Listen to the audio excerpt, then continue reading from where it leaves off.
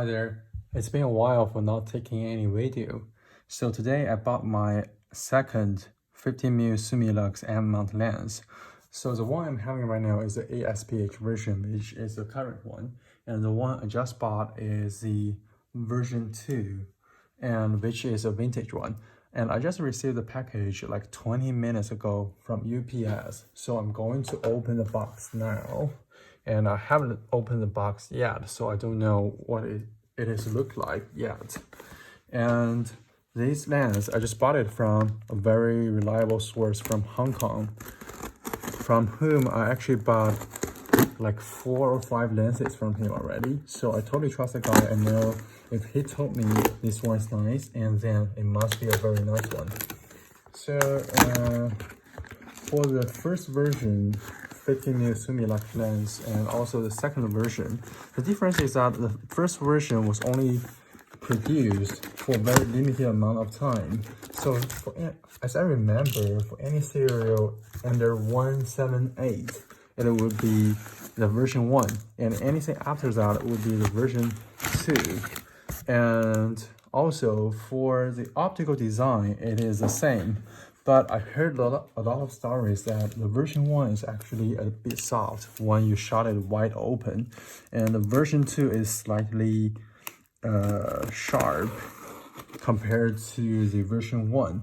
But talking about vintage lenses, in my opinion, it's not always about sharpness. I like the bokeh actually.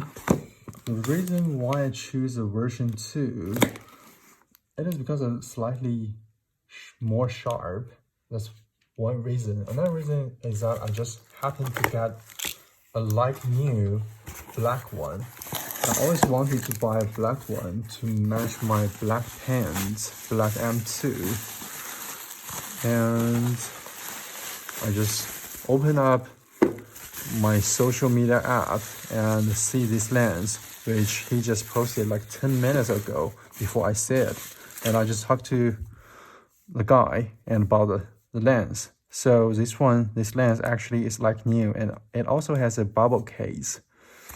I'll just open it up.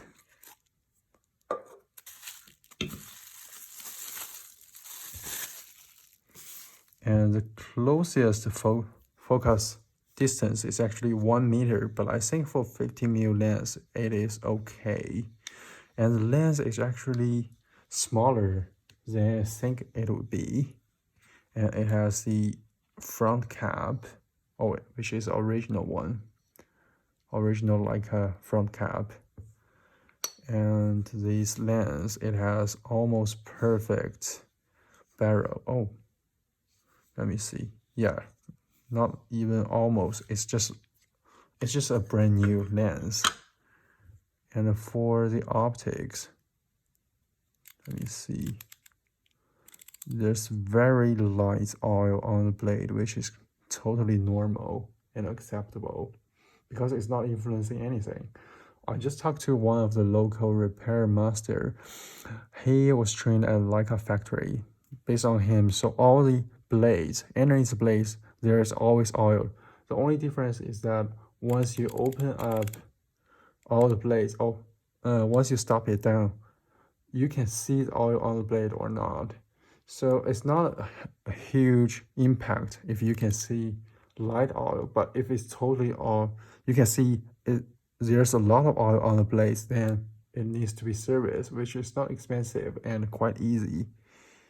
And the barrel looks very nice. Optics are good. F-stops, it is quite crisp. And the focus is super smooth. So as I mentioned, it is a very reliable source. So when I buy all the vintage lenses, sometimes I buy from eBay, and I like the feeling of hunting. And another way of buying is that I have a couple reliable sources that I just keep buying lenses and cameras from, and they are quite honest. If there's anything about any lens or any gear, any issue, they would let me know. And if there's anything they didn't notice, because they have been selling all types of lenses or all types of gears, like a lot of them going through their hands every day. So maybe they could have missed something, but it is totally acceptable, and they are quite honest about their business. So the only thing you need to do is just to talk to them and tell them about the reason. And because we already have the relationship, so they totally trust me about that part as well. And so the first impression about this lens, it is much smaller than I think it would be. And for the weight, it is totally acceptable. I'll just mount it to my Leica MP to see how it look like. So this one is a modern one. You see the size difference. It's quite a lot. I was always thinking this lens would be the same size as the ASP-H1, so I was always hesitating. I'm always hesitating to buy it. But now I happen to find an almost new one, and I'm just surprised that this size is quite good. So I think it's going to be one of my everyday lens for this period, maybe just for this summer. I'll just see if I like it. Okay, it looks quite nice. Let me see. Yeah, it's just a perfect fit for the Leica MP. And I just like the vintage barrel design as well. But there's one main difference between the vintage one, the version 2, and also the current ASP-H1, is that the ASP-H actually has the built-in hood, which you can just simply pull it out and turn it, then it's in lock position. So if you are just taking a picture in a strong sunlight, you can just use the hood conveniently. But for that lens there, you need to buy a separate hood, which is not included in this purchase. But I'm not planning to buy it yet, because I heard from another YouTuber that for that lens hood, it's actually quite huge, just because when they design, there's a little bit gap, which is totally reasonable. And if you knock the lens hood, while you're having lens hood on the lens, if you knock it somewhere, the lens hood sometimes will just fall off. And for now, I'm just going to just use the lens as is. Maybe I'm just going to put on a UV for it, just for protection. And that's about it. That's my first impression about the lens. And I'm going to use this lens for 1 or 2 weeks. And then I'll let everyone know about how I think about this lens and how it feels compared to the ASP-H1.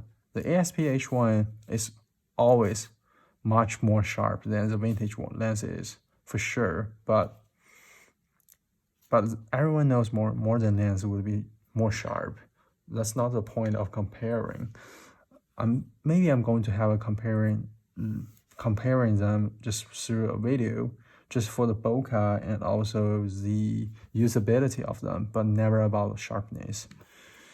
Yeah. And if you guys have any questions about this lens or the ASP-H1, just let me know. And I'm going to upload another video and also some sample pictures after I use this lens. Okay, thank you so much, everyone.